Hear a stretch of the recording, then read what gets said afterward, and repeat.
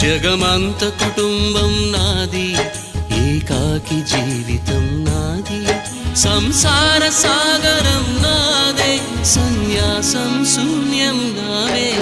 జగమంత కుటుంబం నాది, ఏకాకి జీవితం నాది.